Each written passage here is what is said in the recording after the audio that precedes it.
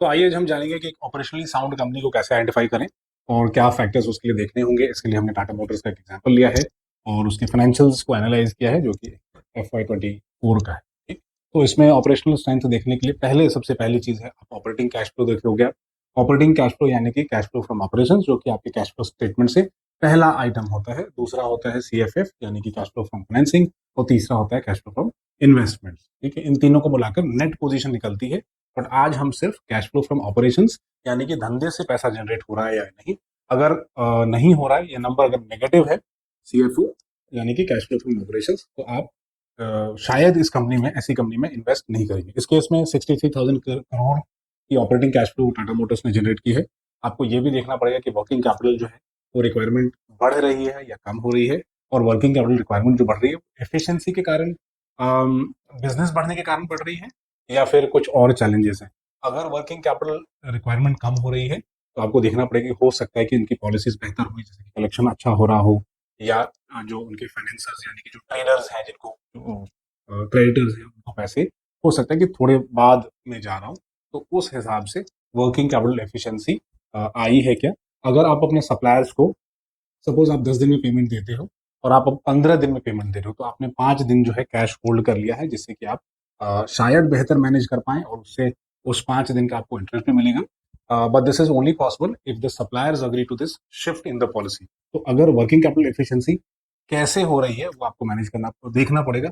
और working capital increase हुआ है या डिक्रीज हुआ है, और उसमें थोड़ा सा जान लीजिए। तीन पहलू होते हैं वर्किंग कैपिटल एफिशिएंसी के।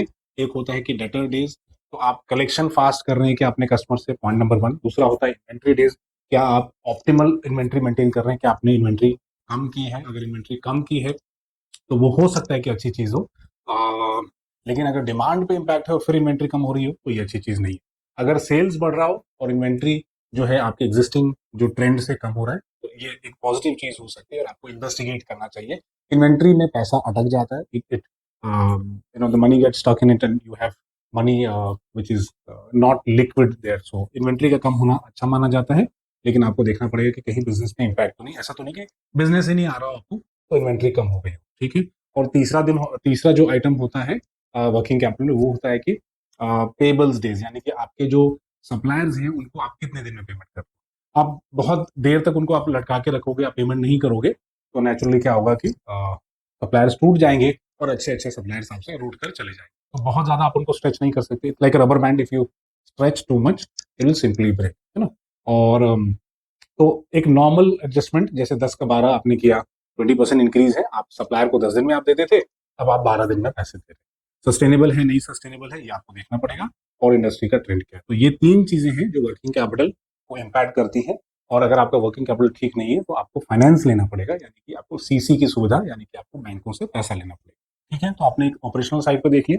दूसरा, आप केपेक्स को एनालाइज कर लें कि हेवी केपेक्स हो रहा है क्या। अगर हेवी केपेक्स हो रहा है तो क्या उसके कारण कैश फ्लोज पे इम्पैक्ट है, क्या इससे जो है आपके कैश फ्लो स्टेटमेंट जो है वो नेगेटिव हो जा रहा है। तो कहीं बहुत ज्यादा तो नहीं इम्पैक्ट है।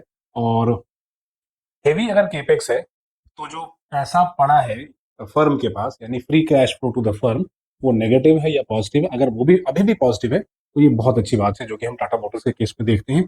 उन्होंने 38,000 लगभग करोड़ के आसपास का केपेक्स किया है, और फ्री कैश फ्लो उसके बाद कंसिडर करने के बाद 25,000 करोड़ बचा हुआ। तो ये बहुत बड़ी बात है।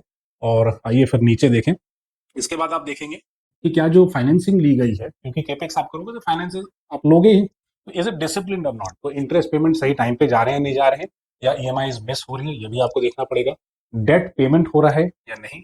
अगर दूसरा ये देखना पड़ेगा कि ऐसा तो नहीं कहीं की डेट पे कर रहे हो और फिर से डेट री इशू कर रहे हैं, तो ये फिर रीफाइनेंसिंग है, this is just restructuring also. कई सारी हमने प्रॉब्लमेटिक कंपनीज में देखी कि हायर रेट ऑफ जो डेट था, हायर इंटरेस्ट जिस पे था, उसको रीस्ट्रक्चर करवाया और फिर लोअर रेट ऑफ इंटरेस्ट पे लिया। But this is just restructuring of the debt. But अगर नया डेट आप नहीं ले रहे हो और सिर्फ आप डेट पे कर रहे हो तो ये बहुत अच्छी बात है। सो अगर लेवरेज कम हो रहा हो और आपकी इन्वेस्टमेंट्स और ऑपरेशंस भी बड़े हो रहे हो या अच्छे हो रहे हो तो अच्छी बात है।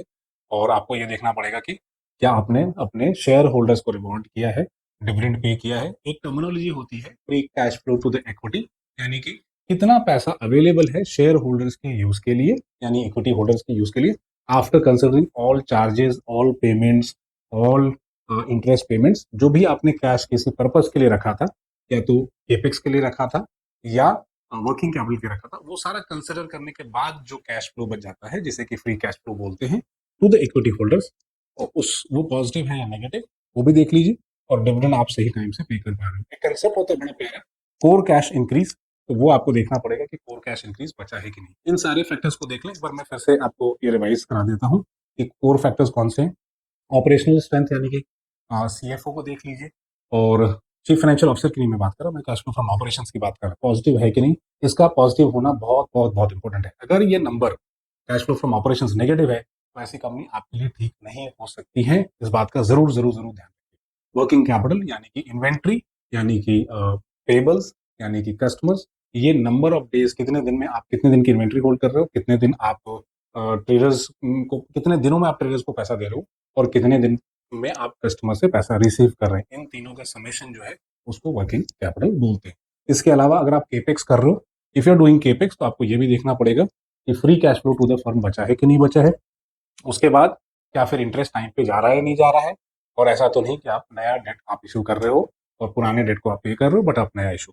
अगर ये सब ठीक है, तो एक और आंकड़ा होता है या एक और टर्मिनोलॉजी होती है कि क्या आपका free cash flow to equity holders, पहले आपने देखा free cash flow to the firm, अब आप देखेंगे free cash flow available to the equity holders, क्या पॉजिटिव है नेगेटिव है।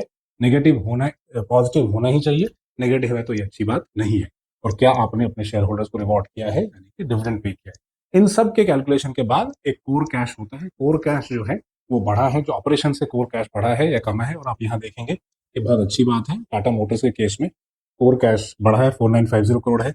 डिविडेंड भी इन्होंने दिया है, free cash flow to equity भी पॉजिटिव है, डेट भी इन्होंने 12,000 करोड़ का पे किया है, और इंटरेस्ट भी 5,800 करोड़ के आसपास का नंबर। इन सब को पे करने के बाद free cash flow to equity positive है, डिविडेंड भी दी गई है, और कोर कैश भी बढ़ा। इसका मतलब टाटा मोटर्स की हालत बहुत बहुत सुधर चुकी है। जो 2018 और 2020 के पहले, और स्पेशली 16 से 18 के बीच में जो इनकी हालात थी फाइनेंशियल स्टेटमेंट्स में, उनसे कहीं ज्यादा ये आगे बढ़ चुकी है।